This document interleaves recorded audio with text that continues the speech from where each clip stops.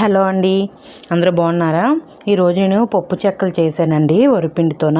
దానికి ఏమేమి వేసుకోవాలో నేను తయారు చేసుకున్నట్టు చూపిస్తున్నాను. ముందుగా పచ్చిమిరపకాయలు తీసుకోవాలండి. మనకి కారాన్ని బట్టి పచ్చిమిరపకాయలు తీసుకోవాలి. అల్లము, జీలకర్ర, వెల్లుల్లిపాయలు వేసి మిక్సీ చేసుకొని పక్కన పెట్టుకోవాలండి. స్టవ్ వెలిగించుకొని ఒక ఫ్రీగా ఉన్న ఏదైనా తపాలు ఏదైనా ఉంటే పెట్టుకొని, మనం దేంతోనైతే వరిపిండి తీసుకుంటామో దాంతో 1.5 వాటర్ వేసుకొని ఉంచుకోవాలండి. అందులోనే మనం ముందుగా ఒక అరగంట ముందు పచ్చిశనగపప్పు కానీ పెసరపప్పు కానీ నానబెట్టుకొని ఉంచుకొని అది కొద్దిగా వేసుకోవాలండి. బాగా నీరు మరుగుతుంది కదా, మరిగిన తర్వాత మనం ఆల్రెడీ మిక్సీ చేసి పెట్టుకున్నాం కదండి పచ్చిమిరపకాయలు, వాటిని అవి ముద్ద తీసుకుని ఇందులో వేసేయాలండి. వాటర్ మరిగిన తర్వాత వేయాలండి. అది వేసిన తర్వాత కొద్దిగా చిన్నగా తొరుగులాగా కరివేపాకు, కొత్తిమీర చిన్నగా కోసుకొని అందులో వేసుకోవాలండి. ఇది మూత పెట్టాక మళ్ళీ బాగా మెరిగిన తర్వాత అప్పుడు ఏం చేయాలంటే, మనం ఆల్రెడీ వరిపిండి తీసుకున్నాం కదా, అది వేసుకుంటూ ఈ వాటర్లో వేసుకుంటూ స్లోగా మనం కదుపుకోవాలండి. ఇది బాగా కలపాలి, సిమ్లో పెట్టి చేసుకోవాలి ఇదంతా.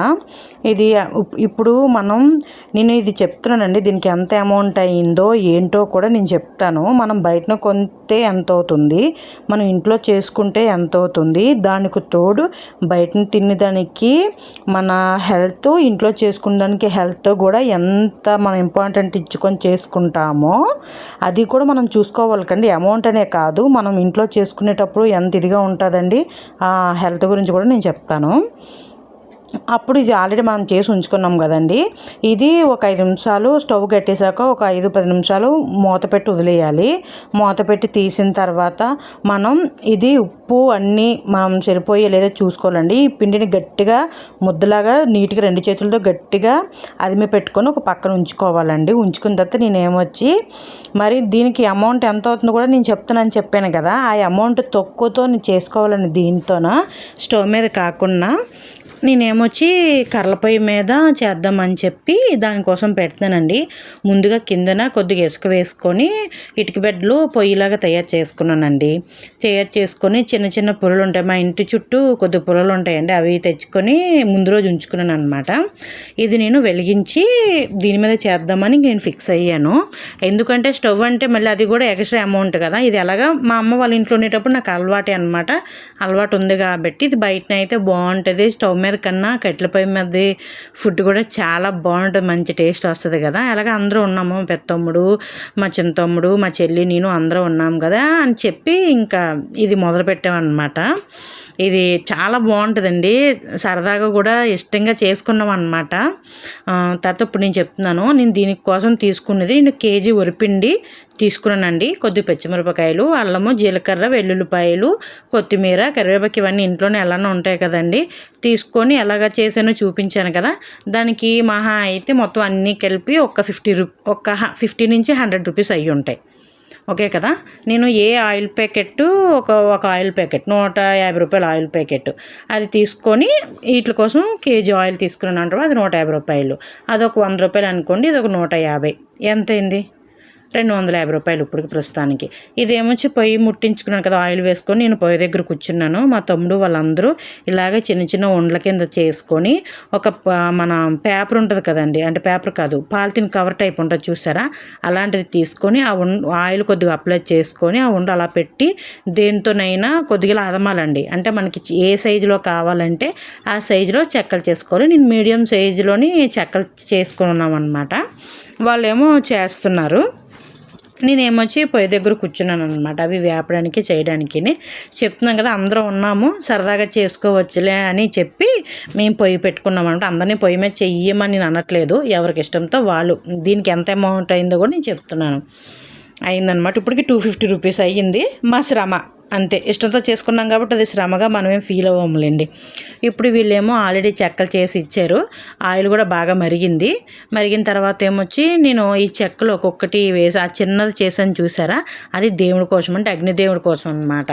అది ఏగిన వెంటనే ఆ దేవుడికి ఇలా పెట్టేశాను. ఒక్కొక్కటి వేసుకోవాలి, దానికి ఒక 10 నుంచి ఒక 15 పడతాయండి. ఎందుకంటే నేను మీడియం సైజులో తీసుకున్నాను కాబట్టి ఎక్కువ వేసుకుంటే అంటుకుపోతాయి అన్నమాట, అందుకనే ఎక్కువ వేసుకోలేదు. ఇవి ఇవి మా అమ్మ ప్రతి పండగప్పుడు కంపల్సరీగా చేస్తుందండి.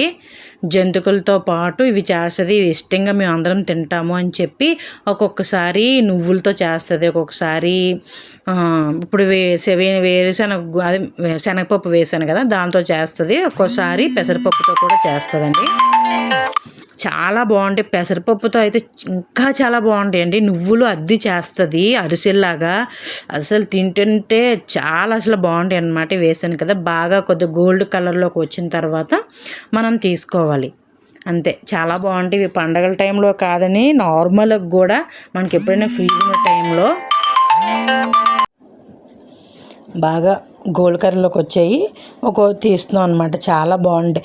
నిజంగా మనం ఇష్టంగా ఏదైనా చేయాలి అనుకుంటే ఎంత కష్టమైనా మనం ఇంట్లో హ్యాపీగా మన భర్తకైనా మన పిల్లలకైనా మన అత్తమామలకైనా చేసి పెట్టాలనిపిస్తే ఎవరికైనా ఈజీగా ఉంటుందండి చేయడానికి.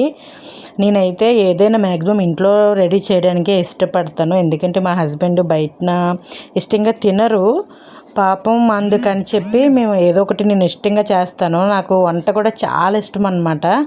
ఏదైనా చూశాను అంటే అది నేర్చుకోవాలి అనుకుంటే కంపల్సరీగా నేర్చుకుంటాను. ఎంత చదివాము కదా, ఎంత ఇదయ్యాము కదా అని అలాంటిది ఏం లేదండి.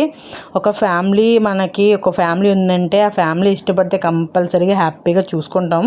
అంటే నేను ఏదో ఫిలాసఫీ గొప్ప కోసం చెప్తున్నాను ఎవరు అనుకోవద్దు. నేను అలా అనుకోలేదు, చెప్తున్నాను. ఎవరికైనా ఒక ఫ్యామిలీ ఇంట్రెస్ట్గా ఉంటే ఎంత హ్యాపీగా ఒక ఫ్యామిలీ యొక్క ఆరోగ్యమైన ఏదైనా మన చేతుల్లోనే ఉంటుందండి. నేనైతే అలా అనుకుంటాను.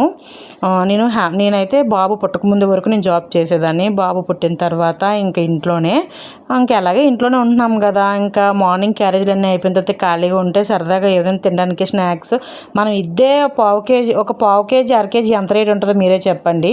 చాలా రేట్ ఉన్నాయి. ఆ డబ్బులతో బోల్డ్ అవుతాయి అన్నమాట. లాస్ట్ని కొద్దిగా ఉంచి చేగోడీలు ఎలాగ వస్తాయి అని ట్రై చేశారనమాట. ఇవి కూడా చాలా బాగా వచ్చాయి. కాకపోతే అమీబా షేపుల్లాగా వంకరలు వచ్చాయి. లాస్ట్ యూజ్ చేసాం, చాలా బాగా వచ్చాయండి.